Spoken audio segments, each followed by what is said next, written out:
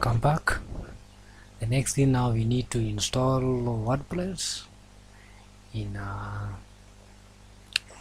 domain name that we have already registered. So let's move on. When you're installing your WordPress in your domain name, you only come where you have you have the WordPress installer here. You click.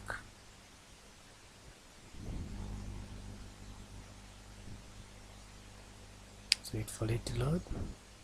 Here's where you have the WordPress, and here you have in your WordPress, and you can see this way. Be clicking install, and then it will tell you to choose where you've been storing your WordPress. So let's move on.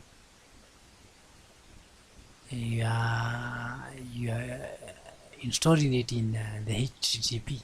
You see here you have the different. Since you don't have the HTTPS, where you have the secure one, you are going to use just the HTTP.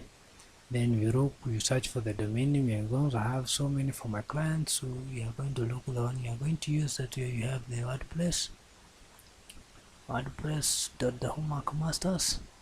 Then the directory, if you are installing in this directory, you have the WordPress.the-homework-masters.com. You leave it. We leave at this point blank.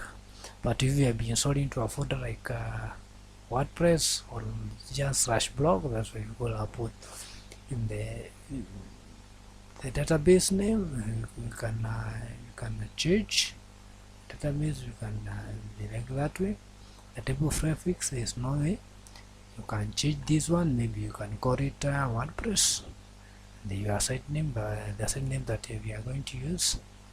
Call it to WordPress. Then at this point you can say run WordPress, run in WordPress. That's to be our site description.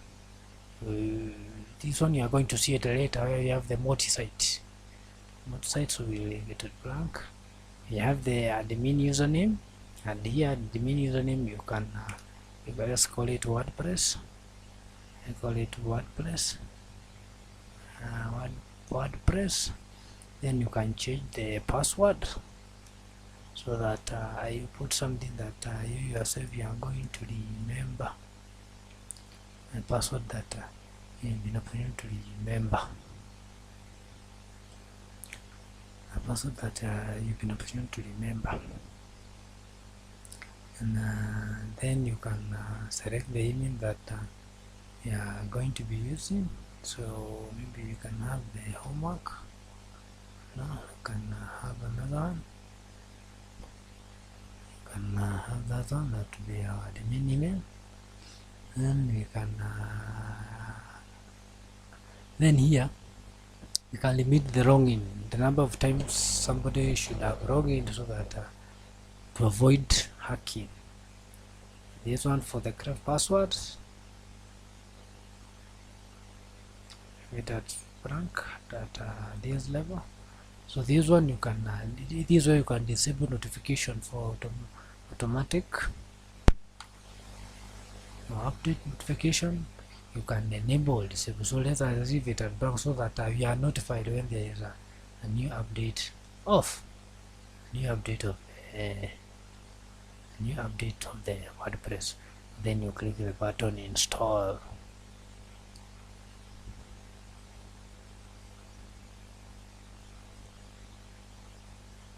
The file is storing, so it will only take 34 minutes, a lot of time. So 1%, which is only a ratio, which is supposed to be 100%. Yeah. Wait. After you have installed your WordPress, then you have to congratulations, the software was installed successfully. Then you will have the WordPress has been installed successfully, and you'll be told this way you can access your site. You can click. This will be having your site, and this one now where you'll be having your admin panel. That's why we've not been able to access our admin panel. So at this point you put the username that you put, you told it to be WordPress, then the password that you put there,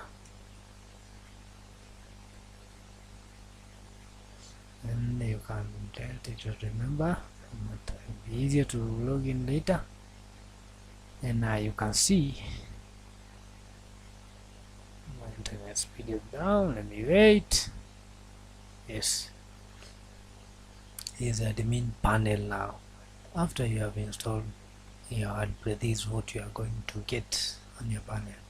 And at this point, this is our website now, but we have some content which is demo through the theme that it has been stored through the SiteGround, the hosting account that we have used. And that is the way now that's how someone install WordPress through direct in the cPanel through the auto installers. So in the next tutorial we are going to learn how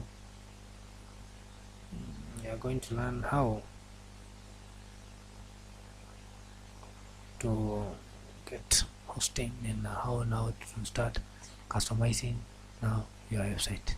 Thank you, and I hope you are going to start from there. Thank you. Hope to see you later.